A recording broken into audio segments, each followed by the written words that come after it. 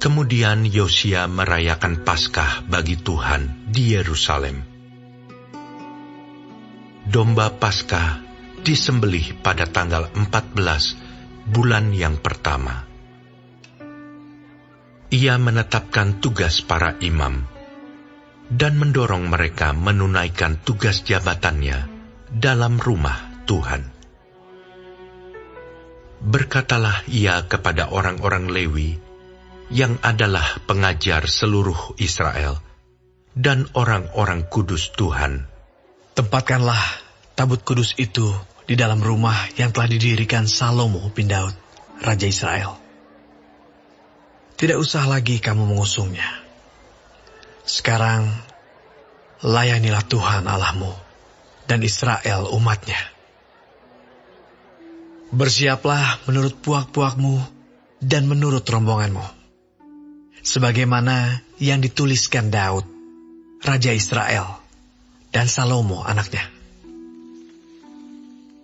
Berdirilah di halaman tempat kudus menurut golongan puak saudara-saudaramu yang lain, yakni kaum awam, dengan satu rombongan puak orang Lewi untuk tiap golongan saudara-saudaramu itu.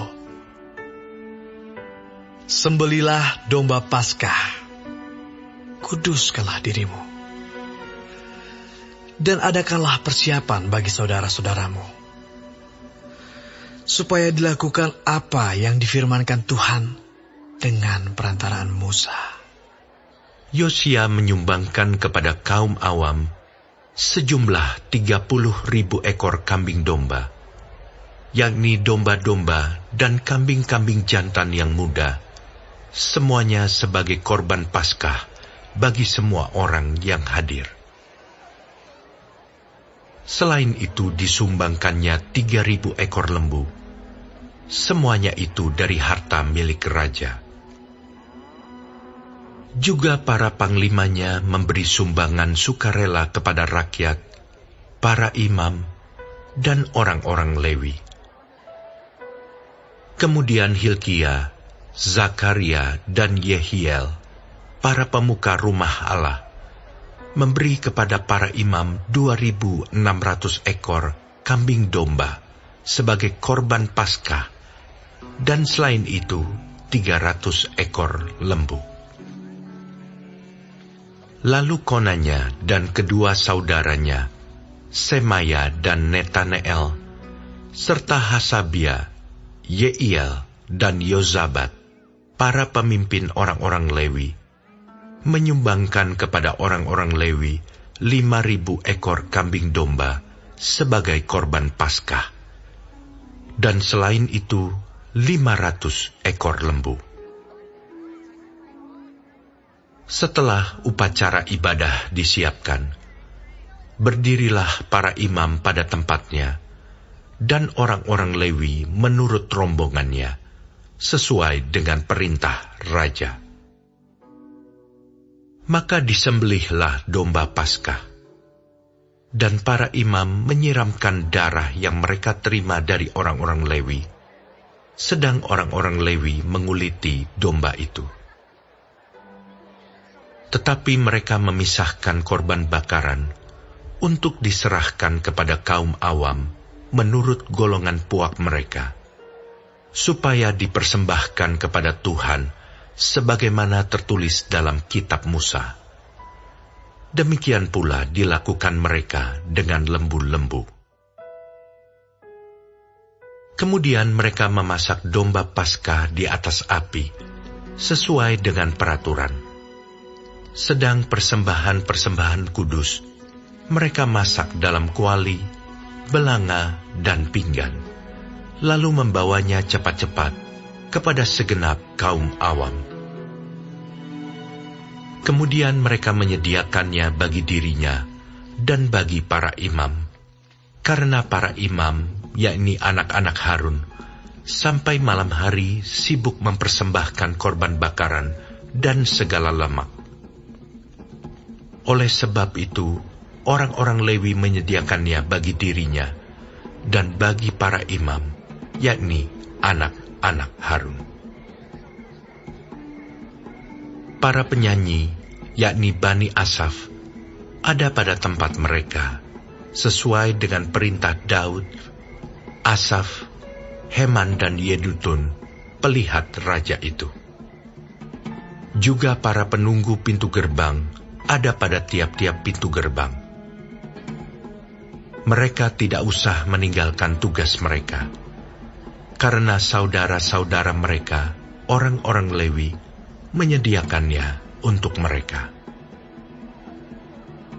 Demikianlah seluruh upacara ibadah bagi Tuhan disiapkan pada hari itu untuk merayakan Paskah dan untuk mempersembahkan korban bakaran di atas mezbah Tuhan sesuai dengan perintah Raja Yosia.